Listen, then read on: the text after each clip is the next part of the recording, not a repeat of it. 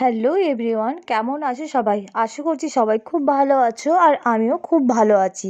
তো আজকে আমি চলে এসেছি বীরভূমের বিখ্যাত মেলা জয়দেব কেন্দুলির মেলা, যেটা আশা করি তোমরা সবাই জানো।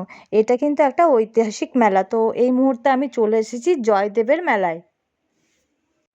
মেলায় আমরা ঢুকে গেছি অনেকক্ষণই। তো দেখো মেলায় এখানে এক এক কথায় বলতে গেলে জয়দেব মেলাকে কিন্তু ফকিরের মেলা বলা হয়। তো দেখো প্রচুর ভিখিরি কিন্তু এখানে থাকে, যেইগুলো কিন্তু আমাদের সরকার এটিকে লাইসেন্স দিয়েছে যাতে এখানে এরা সবাই বসতে পারে। এদেরকে আনা হয় এখানে।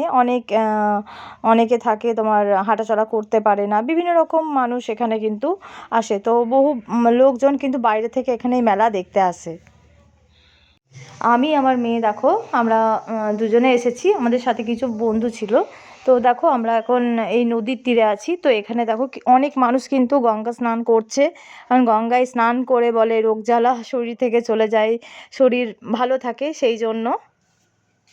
দেখো আমরা সাধারণত নদীতে গিয়ে স্নান করে রোগজ্বালা মুক্ত হওয়ার জন্য যাই। আর মানুষের কত অভাব রয়েছে।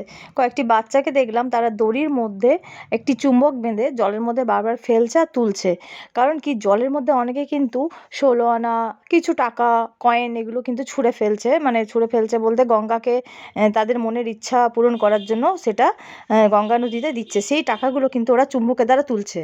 এটা আমার নতুন অভিজ্ঞতা। বাচ্চাটাকে দেখে আমার খুব খারাপ লাগছিল যে সবাই মেলায় এসেছে ঘুরতে, মনোরঞ্জন করতে, কিন্তু এই বাচ্চাগুলোকে দেখো ওরা মেলায় ঘোরা তো অনেক দূরের কথা, ওদেরকে কিছু টাকার জন্য ওই নদীর জলে বারবার করে ওই টাকাগুলো কোরানোর জন্য একটা কি সুন্দর চেষ্টা করে চলেছে।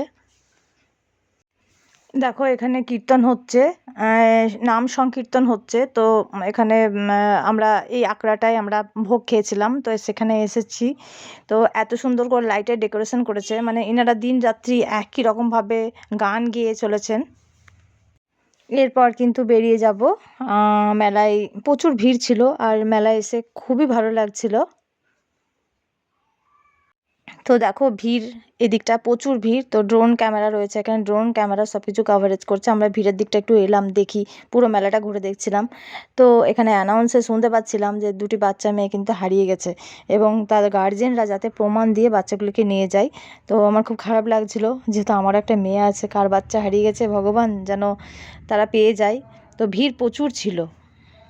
এই জয়দেবের মেলায় কিন্তু এই সব জিনিস বেশি পাওয়া যায়। ঠাকুরের সমস্ত রকম পাথর বাটি রয়েছে, তারপর ওই তোমার চন্দন বাটার যেগুলো হয় সেগুলো রয়েছে, বিভিন্ন রকম ঘণ্টা শাঁখ, এইসব জিনিস কিন্তু এই মেলায় একটু বেশি পাওয়া যায়। আর দামটাও খুব রিজনেবল।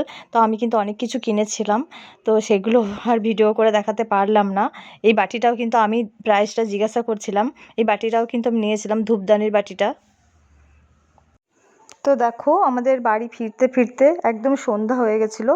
তো এখন বিকেল 5টা এরম বাজে। তো যত সন্ধে হচ্ছিলো তত কিন্তু মেলায় ভিড় বাড়ছিল, কারণ রাত্রিবেলা থেকে সবাই কীর্তন শুনবে, তারপরের দিনও ধরো বেশ জমজমাটি মেলা থাকবে। তো যাই হোক, মেলাটা খুব ভালো লেগেছে। তোমাদেরও যদি কারোর কখনো না আসা হয়ে থাকে তুমি মেলায় এসে একবার ঘুরে যেতে পারো, এখানে কিন্তু খারাপ লাগবে না, খুবই ভালো লাগবে। তো আজকের ভিডিওটা এই পর্যন্তই।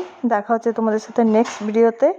চলো তোমরা সবাই একবার জয়দেব মেলা ঘুরে যাও, খুবই ভালো লাগবে।